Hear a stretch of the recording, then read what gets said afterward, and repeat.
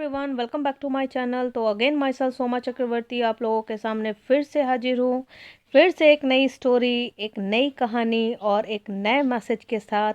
लेकिन आज कुछ अलग है क्योंकि आज आज दो चैप्टर्स मिलेंगे हम लोगों को। लेकिन कंक्लूज़न का जो निचोड़ है और समरी भी सब्ज्यूम है, यानी कि दोनों स्टोरी की जो समरी है वो साथ में हम लोग पढ़ेंगे, और जो कंक्लूज़न है दोनों ही चैप्टर का, यानी कि जो मैसेज है दोनों चैप्टर का, वो भी साथ में पढ़ेंगे। तो कहानी दो है लेकिन कंक्लूज़न एक है, ठीक है। तो बहुत ही उम्दा है, बहुत ही अच्छा है। सेल्फ कॉन्फिडेंस के बारे में है। हम लोग का जो डर होता है वो हम लोग के अंदर होता है, उस डर को कैसे ओवरकम करें, उस ओवरकम करने के बाद जो हम लोग को अचीवमेंट मिलता है, उसका जो फीलिंग होता है, वो सब के बारे में डिस्कस करेंगे। यानी कि जो आज का हम लोग का फोकस होगा वो इसी सब के ऊपर होगा। तो चले थोड़ा सा देख लेते हैं थीम के ऊपर। जो पहले ही हम लोग देख सक रहे हैं कि ये जो है अगेन सीबीएसई का है, क्लास 10 के स्टूडेंट्स के लिए है। Again I am requesting the students of class 10 कि वो समरी को गो थ्रू करने से पहले प्लीज़ एनसीईआरटी को गो थ्रू करें। तो उनके लिए वो स्टोरी के साथ इस समरी को रिलेट करना हेल्पफुल हो जाएगा और काफ़ी अच्छा भी लगेगा, क्योंकि वो इन डेप्थ में इसको समझ भी पाएंगे। तो जैसे कि हम लोग देख रहे हैं कि जो स्टोरी का नाम है वो हिज फर्स्ट फ्लाइट है, और बुक का नाम भी क्या है, फर्स्ट फ्लाइट। फर्स्ट फ्लाइट, ठीक है। और इसके जो ऑथर हैं वो है लियामो फ्लाटी। तो थोड़ा सा आगे बढ़ते हैं। लियामो फ्लाटी ने बहुत अच्छे से इनको लिखा और इनको इतना अच्छे से एग्जीक्यूट किया। एक चिड़िया बर्ड के बारे में, उसका जो सेल्फ कॉन्फिडेंस वो हाई नहीं हो पा रहा था, वो उड़ नहीं पा रहा था। उसके छोटे भाई बहन उड़ रहे थे उसके सामने, लेकिन वो अपने डर पर ओवरकम नहीं कर पा रहा था, वो उड़ ही नहीं पा रहा था। उसने वो अपने उसको इतना डर लग रहा था कि उसे लग रहा था कि मैं उड़ूँ तो शायद गिर जाऊँ या फिर कुछ हादसा हो जाए, और वो ओवरकम नहीं कर पा रहा था। अपने सामने अपने भाई बहन को देख रहा था, वो उड़ रहे थे, वो शिकार कर रहे थे, वो मछलियाँ पकड़ रहे थे, लेकिन ये बिल्कुल भी एबल नहीं था। और इसकी जो पूरी जर्नी थी, यानी कि नहीं उड़ने से लेकर आसमान पे एक तेज उड़ान भरने की, ये वो कहानी है।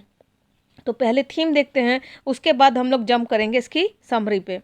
तो summary of the two stories about flying का है, यानी कि दोनों ही स्टोरी जो बेस्ड है वो किसके ऊपर बेस्ड है, फ्लाइंग। यानी कि दोनों स्टोरी में हम लोग को जो कॉमन है वो हम लोग को क्या मिलेगा, फ्लाइंग। ये स्टोरी में दोनों ही स्टोरी में फ्लाइंग जो वर्ड है वो कॉमन है। In this article, you will be reading two stories about flying summary, which is present in two parts. दो parts में मिलेंगे, दोनों ही कहानी अलग अलग है लेकिन फोकस एक ही पे है, flight. The author of the part 1 titled his first flight is Liamo Hati, while the author of the part 2 titled Black Airplane is Frederick Forsyth. In the first part, the reader come to know about the younger bird seagull. एक seagull बोल के एक younger bird था, छोटू सा bird था। ये first part में हम लोग पढ़ेंगे, ठीक है। In the first part, the readers come to know about the younger bird seagull. The bird is very afraid to fly for the first time. और फर्स्ट टाइम जैसे किसी भी चीज़ को करने से पहले जो एक डर है, जो एक फियर रहता है, वो इस छोटे से बर्ड को था, जिसका नाम क्या था, सिगल था, ठीक। और इसको भी वो सेम डर लग रहा था, फियर से भरा हुआ था ये। इसका सेल्फ कॉन्फिडेंस बिल्कुल नहीं था, इसका सेल्फ कॉन्फिडेंस बिल्कुल डाउन था। इसको इतना डर लग रहा था कि ये उड़ान भर ही नहीं पा रहा था। The bird is very afraid fly for the first time. It feels that its wing will not support while flying. उसको ऐसा फील हो रहा था कि उसके जो फ्लाइज हैं वो उसको सपोर्ट नहीं करेंगे जब वो फ्लाई करेगा, जब वो उड़ान भरेगा। The writer gives a beautiful narrations of the story about how the bird overcome his fear. और जो उसका ऑथर है वो इतना ब्यूटीफुल इसको एग्जीक्यूट किया है कि वो कैसे अपने डर को ओवरकम करता है और फिर अपने उड़ान की जर्नी को पूरा करता है। बहुत ही बेहतरीन तरीके से इसको क्या किया है, एलोबरेट किया है। In the second part, the writer narrates the story about a student who is returning back to England on a flight. एक स्टूडेंट के बारे में है जो वापस आ रहा था इंग्लैंड से, और किससे आ रहा था, फ्लाइट से। The story describes the event that went on the way and his narrow escape from death with the help of a mysterious aeroplane. और जब इसकी पूरी जर्नी थी, ये फंस गया था तूफान में, और एक अनोनिमस एरोप्लेन आके, एक पायलट आके उसकी मदद करता है, और फिर वो क्या करता है, वो डेथ से बच जाता है, एस्केप कर जाता है from with the help of a mysterious plane. और इसको वो पहचानता भी नहीं है। बाद में जब वो सर्च करता है कि वो जो प्लेन है, अब वो उतर के ही बोलता है कि देखो आसमान पे एक एरोप्लेन और है। तो वो जब देखती है कि और कोई एरोप्लेन है कि नहीं, तो उसको वो मिस्टीरियस एरोप्लेन मिलता भी नहीं है, वो एनोनिमस पायलट भी नहीं रहता और वो फ्लाइट भी उसको नहीं मिलती। तो ये है दो थीम की, दोनों स्टोरी की थीम। एक है जो हम लोगों ने देखा फर्स्ट फ्लाइट, जो कि सीगल के बारे में है, और दूसरा है ब्लैक एरोप्लेन। दोनों ऑथर अलग हैं। हिज फर्स्ट फ्लाइट के जो लेखक हैं उनका नाम है लियामो हार्टी, और जो ब्लैक एरोप्लेन के जो लेखक हैं वो हैं फेडरिक फॉर्स्ट्रिथ। ठीक है, ये तो रहा थीम। अब हम लोग दोनों की स्टोरीज के समरी को पढ़ेंगे, अलग अलग ही पढ़ेंगे लेकिन मर्ज एक ही साथ है। The story about Flying Summary in English, the story of his first flight is based on a young seagull who is afraid to fly because of distrust on its wing. उसे अपने पंखों पर भरोसा ही नहीं था कि मैं उड़ सकता हूँ, मैं कुछ कर सकता हूँ, इसे वो भरोसा ही नहीं था। All his younger siblings can fly fearlessly despite their shorter wings. उसके छोटे छोटे सिबलिंग्स, उसके भाई बहन अपने छोटे छोटे विंग्स होने के बाद भी वो उड़ान भर रहे थे। यानी कि सीगल से उसके जो भाई बहन थे उनके पंख छोटे थे, लेकिन फिर भी वो क्या थे, उड़ने में सक्षम थे, उड़ने में सफल थे। On the other hand, the young bird can't gather the courage to trust his wings. और इधर दूसरी तरफ ये जो यंग सिगल था, उसको इतना करेज नहीं हो रहा था, उसको भरोसा ही नहीं हो रहा था अपनी पंखों पर कि वो उड़ पाए। He always become afraid when coming forward to bring the ledge and attempting to fly. और उसको हमेशा ऐसा डर लगता था, जब भी वो उड़ान भरने को सोचता था, वो पूरा फियर से भर जाता था, उसकी हिम्मत ही नहीं होती थी, ना उसे अपने पंखों पर भरोसा था ना खुद पर। His mother and father come around calling him and threatening him starve on the ledge unless he flies. उसके जो मम्मी पापा थे वो उसको थ्रेटनिंग करने लगे, उसके ऊपर जोर जोर से चिल्लाते थे, उसे मतलब फटकार लगाते थे ताकि वो क्या कर सके, उड़ सके अपने भाई बहनों के जैसा। भाई हमारे मम्मी पापा भी करते हैं, जब उनको लगता है कि हम लोग नहीं कर पा रहे हैं या फिर हम लोग का जो कॉन्फिडेंस है वो लैक हो जा रहा है, तो वो हम लोग को एग्जांपल देते हैं, सी शर्मा जी का बेटा, सी वर्मा जी का बेटा, सी इसका बेटा, सी उसका बेटा, देखो वो कर रहे हैं, ये कर रहे हैं। एग्जैक्टली वो वहाँ कंपेयर नहीं कर रहे होते हैं। हम लोग गलत समझते हैं पेरेंट्स को। हम लोग को लगता है कि पेरेंट्स लोग उस समय पे हम लोगों को कंपेयर करते हैं विद शर्मा जी का बेटा, लेकिन एक्चुअली नहीं है। वो समय करते मोटिवेट ही है हम लोगों को कि देखो जब वो कर पा रहा है तो हम लोग क्यों नहीं। हम लोग भी तो ऐसा रेफरेंस देते हैं ना कि जब वो जो चैलेंज बच्चे होते हैं, मेंटली चैलेंज, फिजिकल चैलेंज, जो डिसेबल्ड होते हैं, जब वो कर सकते हैं तो हम लोग क्यों नहीं। तो हम लोग भी ऐसा रेफरेंस देते हैं। हाँ, उनका तरीका हो सकता है अलग है, लेकिन वो लोग बोलना एक ही चाहते हैं। यहाँ भी जो सिगल के पेरेंट्स थे वो सिर्फ इसीलिए उसको बुरा भला बोल रहे थे, कंपेयर कर रहे थे उसके सिबलिंग से, ताकि ये क्या कर सके, उड़ सके all the day. Anyway, two stories about flying. His flight based on a young seagull who is afraid to fly, based on a distrust its wings. He always become afraid when coming forward to brink of the ledge and attempting to fly.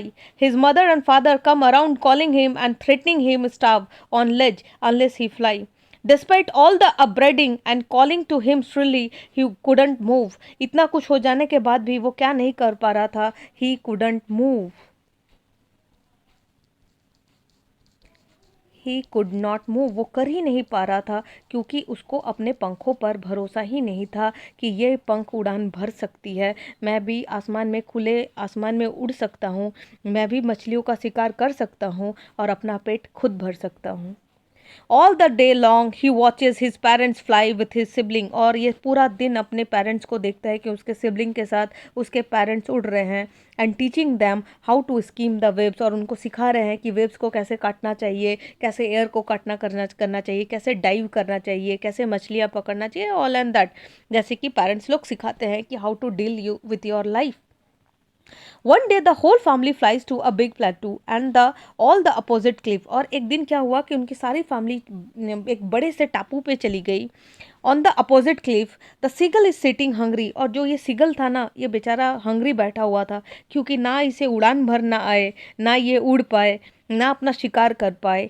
He beg his mother to bring him some food, वो अपने mummy को बोलता है कि mummy मेरे लिए कुछ खाना ले आओ, मुझे भूख लगा है। His mother picks a piece of fish and flies across to him, और उसकी मम्मी एक फिश लेती है और फ्लाइज कर देती है across to him. Maddened by hunger, he jumped at the fish with a loud shout, और भूख से पागल वो जो सिगल था वो बिल्कुल चिल्लाते हुए मतलब जंप कर जाता है उस फिश को पकड़ने के लिए। He falls outward and downward into space and he can feel his wings cutting through the air. और जैसे ही वो ये स्टेप लेता है वो फील करता है कि उसके जो पंख है वो हवा को काट रही है, यानी कि वो उड़ रहा था। The next moment he is flying fearlessly, और उसके दूसरे ही पल उसका डर गायब हो चुका था। And his sibling soaring and diving with him, और उसके जो भाई बहन थे वो सोर भी कर रहे थे और डाइव भी कर रहे थे उसके साथ, यानी कि उड़ने वाला बोल रहे थे और डाइव भी कर रहे थे, क्योंकि अब वो उसके सिबलिंग्स भी उड़ पा रहे थे और साथ में सिगल भी उड़ पा रहा था। तो ये था फर्स्ट पार्ट, जिसको अपने ही डर से ओवरकम मिला, उसका सेल्फ कॉन्फिडेंस बना, वो फियरलेसली अब आसमान में उड़ रहा था, अब वो किसी के अधीन नहीं था। अभी जब उसको भूख लगता था तो अब वो खुद उसका शिकार करके खा पा रहा था। अब वो अपने पेरेंट्स पे डिपेंड नहीं था, और ना ही अब उसके पेरेंट्स उसको उसके सिबलिंग से या फिर किसी और से कंपेयर कर रहे थे, ना ही उसको बुरा भला बोल रहे थे। तो ये तो फर्स्ट पार्ट था। अब आ रही है बारी सेकंड पार्ट की, जो हम लोगों ने पढ़ा था ब्लैक एरोप्लेन। तो थोड़ा सा उसको भी देख लेते हैं। The narrator of the story black aeroplane is a pilot who elaborates on his misjudgement and how it creates problem. जो ये बताते हैं, इस जो स्टोरी के जो ऑथर हैं वो बताते हैं कि उनका मिस जजमेंट और उस मिस जजमेंट के कारण उनका जो क्रिएट हुआ था प्रॉब्लम, उनके बारे में। In the lesson the pilot is flying from Paris to London. वो इस लेसन में पेरिस से लेकर लंदन तक की यात्रा करते हैं, उड़ान भरते हैं। And dreams about the holiday with his family, और क्या सपना देखते हैं कि भाई हॉलीडे मना रहा हूँ अपने परिवार के साथ। He is flying over a city and think about the tasty breakfast after landing. और ये सिटी से ऊपर उड़ान भर रहे थे और सोच रहे थे वाह क्या नज़ारा होगा, मैं अपनी फैमिली के साथ ब्रेकफास्ट करूँगा, हॉलीडे बिताऊँगा, कुछ ऐसा। After crossing Paris, he gets a look of the dark clouds signifying the upcoming stop. और जैसे ही उन्होंने क्रॉस किया, he get a look dark clouds, वो देखते हैं कि घने बादल जो हैं वो छा रहे हैं और एक अच्छा खासा स्टॉर्म आने की संभावना उनको लग रही थी कि अच्छा खासा तूफान आ सकता है। For the sake of safety he should turn back to Paris, but he decide otherwise. Safety के लिए वो सोचे कि पहले मैं वापस चला जाऊं, लेकिन उन्होंने कुछ और डिसाइड किया।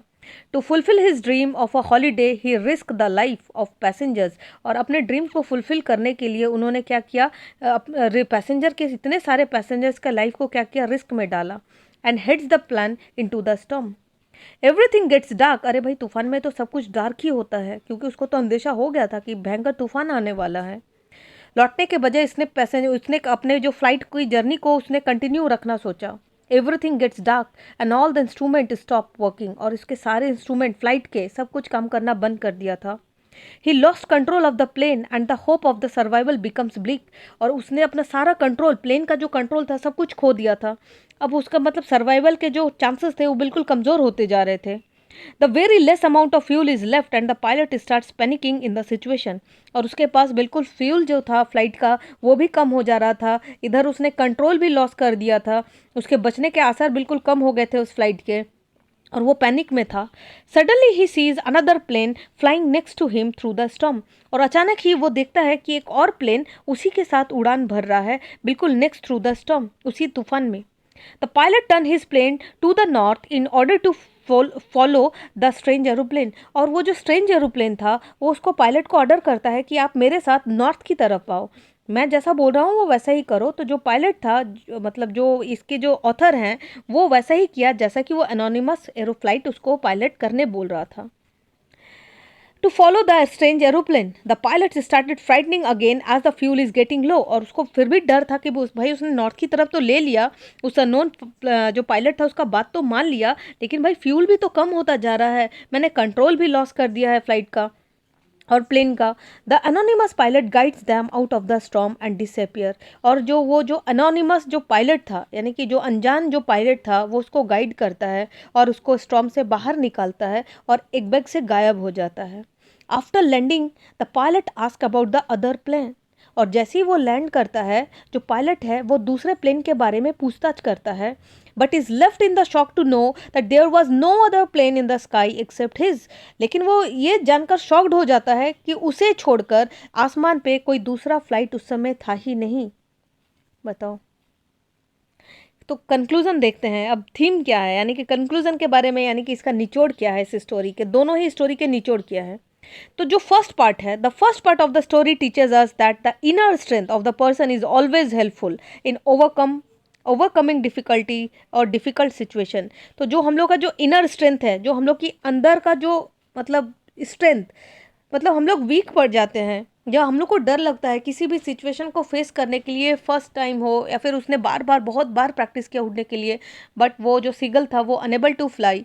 लेकिन जब उसको भूख लगी, वो पागल हो गया था भूख से, उसके बाद जब उसने उड़ान भरा तो उसके अंदर का सारा डर खत्म हो गया। यानी कि ये चीज़ था कि जब तक उसके दिमाग में ये चल रहा था कि मुझे उड़ान भरना है, उड़ान भरना है, तो वो नहीं उड़ पा रहा था। लेकिन इस बार उसका फोकस खाने की तरफ था, तो वो जब उससे हटा तो वो उड़ान भर सका। यानी कि हम लोग हमेशा ऐसा ही करते हैं। ये सिर्फ इस सिगल की बात नहीं थी, ये हम लोग की भी बात है। हम लोग भी जब थोड़ा सा ध्यान भटकता है, मतलब हट जाता है उस चीज़ से, तो हम लोग भी अच्छा कर लेते हैं। लेकिन जैसे स्टूडेंट्स हैं, इन लोग का जैसे फोकस होता है एग्ज़ाम में, भाई एग्ज़ाम देना है, एग्ज़ाम देना है, एग्ज़ाम है, तो बच्चे नर्वस हो जाते हैं, एनजाइटी से भर जाते हैं, प्रेशर हो जाता है। लेकिन अगर एग्ज़ाम के बारे में ना सोचकर, या फिर इसके रिजल्ट के बारे में ना सोचकर, अगर हम लोग सिर्फ प्रोसेस पे ध्यान दें कि भाई मैं इस चैप्टर को पढ़ा, मैंने आज इसको इतना ध्यान दिया, मैंने आज इस टॉपिक को इतना देर तक डील किया, मैंने आज मैथ्स इतना, अगर हम लोग प्रोसेस को पर फोकस करें, तो मुझे लगता है कि एग्ज़ाम हॉल में बैठकर भी हम लोग को उस प्रोसेस में मज़ा आएगा कि शायद मैं लिख पाऊंगा, मैं कर पाऊंगा, मैं कर लूँगा। और हम लोग हमेशा क्या करते हैं, हम लोग रिजल्ट पर इतने मार्क्स आ जाएंगे ना, मैं इतना पढ़ूंगा तो इतना आ जाएगा ना। इवन कि मैंने बच्चों को ये भी देखा है कि जब उनका ड्यूरिंग देयर एग्जाम, वो एग्जाम में बैठ के अपना मार्क्स कैलकुलेट करते हैं कि रादर दे आर पास्ड और नॉट। मतलब उस समय भी उनके दिमाग में चलता है कि मैं इतना कर लिया हूँ, क्या मैं पास हो जाऊंगा या नहीं। मतलब उनका फोकस सिर्फ और सिर्फ उसी में रहता है। हालांकि ठीक है, हम समझ रहे हैं कि उसमें इम्पॉर्टेंट है मार्क्स, या फिर जो लोग कैलकुलेट करते हैं कि पास होगा कि नहीं, लेकिन उन लोग वो जो जर्नी है वो उसको मिस कर देते हैं। हालांकि वो जर्नी बहुत इंटरेस्टिंग रहती है। तो अपने अंदर का डर हटाए, फियरलेस रहे, और बेझिझक कोई भी काम को उसको पूरा करे। Strength of the person is always helpful in overcoming difficult situation, while the second part teaches us that we should not risk the life of other to fulfill our dream. और जो दूसरा स्टोरी है वो ये बताता है कि भाई अपना ड्रीम को पूरा करने के चक्कर में हम लोग दूसरे के जान को खतरे में ना डालें। जैसे कि वो जो पायलट था, वो अपने फैमिली के साथ हॉलीडे सेलिब्रेट करना, ब्रेकफास्ट एंजॉय करना, ये सब सोचकर उसने फ्लाइट को वापस नहीं ले गया, और उसको अदरवाइज वो उड़ान भरने का सोचा क्योंकि उसको अपने ड्रीम्स को फुलफिल करना था। तो ये बहुत ही गलत है। हम अपने स्वार्थ के लिए किसी दूसरे की जान को खतरे में नहीं डालते, और डालना भी नहीं चाहिए। ये बिल्कुल अनएथिकल है, ये नहीं करना चाहिए कभी। अपने स्वार्थ को देखते हुए किसी दूसरे की क्षति, इट्स नॉट गुड। तो ये था इस पूरे स्टोरी का निचोड़। तो अभी थोड़ा सा और मतलब अगर इसका थीम पूछा जाए कि what is the theme of the two stories, तो थोड़ा सा थीम देख लेते हैं, क्योंकि maybe they can ask the theme of the two stories. The story is about a seagull who is still learning how to fly. जो story है पहला वाला पार्ट, हिज फर्स्ट फ्लाइट, वो किसके ऊपर था, वो सिगल के ऊपर था। सिगल एक बर्ड था जो उड़ान नहीं भर पा रहा था, छोटा सा यंग बर्ड था। वो अभी सीख रहा था कि कैसे फ्लाई किया जाए, despite the fact that his younger siblings have already learn how to fly and they do so fearlessly. और उसको ये मालूम था कि उसके जो यंगर सिबलिंग्स हैं वो उड़ान भर रहे थे, वो उड़ रहे थे, और बेझिझक उड़ रहे थे, fearlessly. The theme of his first flight is about self confidence and courage. It's all about self confidence and courage. जो लैग था सिगल में, वो किसका लैग था, वो सिर्फ सेल्फ कॉन्फिडेंस और उसके साहस का लैग था. It teaches about the importance of facing one's fear bravely and boldly, and one should always inculcate the spirit of never give up attitude to attain success. अब ये वाला लाइन है, काफ़ी इंपॉर्टेंट लाइन है कि ये हम लोग को क्या बताता है. It teaches about the importance of facing one's fear, कि भाई अपने डर से ओवरकम करो, ब्रेवली किसकी तरह से, साहस से, boldly, and one should always inculcate the spirit of never give up. भाई गिव अप कभी मत करो, नेवर गिव अप. इसके के बारे में तो अनगिनतों कोट हैं कि कभी गिव अप मत करो, नेवर गिव अप. क्योंकि ये जो जिसमें रहता है ना गिव अप कर देने का, बात में कि नहीं यार मुझसे तो नहीं हो रहा, हमसे तो ना हो पाएगा, उससे तो ना हो पाएगा, ये क्या कर लेगा, वो क्या कर लेगा, ये सब नहीं सोच के नेवर गिव अप करने का जो स्पिरिट है ये अपने में जिंदा रखे, ताकि give up attitude to attain success. किसको हम लोग अटेन कर सकते हैं अगर ये एटीट्यूड हम लोग में है, नेवर गिव अप. तो नेवर गिव अप हम हमेशा अपने स्टूडेंट्स को बताते हैं कि ये जो नेवर गिव अप का जो फंडा है, never give up is equals to success. ये है इसका फंडा, छोटा सा फंडा सक्सेस का। अगर आप गिव अप नहीं करते हो, अगर आप कंसिस्टेंट रहते हो, आपका जो टेम्परामेंट है, जो एटीट्यूड है, वो कॉन्फिडेंस से भरा है, आप में खुद में भरोसा है, तो भाई वो आपको किसकी तरफ ले जाएगा? वो आपको सक्सेस की तरफ ले जाएगा। और ठीक इसके वाइसे वर्सा, अगर आप गिव अप कर देते हो तो फिर आपको फेलियर का ही मुंह देखना पड़ेगा। हालांकि फेलियर भी मतलब अच्छा ही होता है, ये मतलब ये कुछ सिखा जाता है हम लोगों को, लेकिन जो हम लोग के जो स्टूडेंट्स हैं, जो जनरेशन है, वो फेलियर को काफ़ी बुरा मानते हैं। हालांकि फेलियर कुछ सिखाने के लिए ही आता है, सक्सेस तो बेटर होता ही है, लेकिन फेलियर भी हमें ना कुछ दे के ही जाता है। तो दोनों चीज़ से ना डरे। सक्सेस पाना है तो भाई अपने एटीट्यूड को चेंज करे, गिव अप ना करे, प्रॉब्लम ना खोजे, प्रॉब्लम का सोल्यूशन खोजे। और जो फर्स्ट पार्ट में है कि भाई ब्रेव रहे, सेल्फ कॉन्फिडेंस रहे, करेज रहे, फियरलेस रहे, किसी भी चीज़ को तुरंत ना डरे, पहले देखे वो चीज़ क्या है और उसके बाद अपना जो है वो स्टेप ले। तो मुझे लगता है आप अपने लाइफ में कुछ अच्छा कर पाएंगे और एक अच्छी लाइफ जी पाएंगे। आशा करती हूँ आप लोगों को वीडियो अच्छा लगा होगा। Thank you.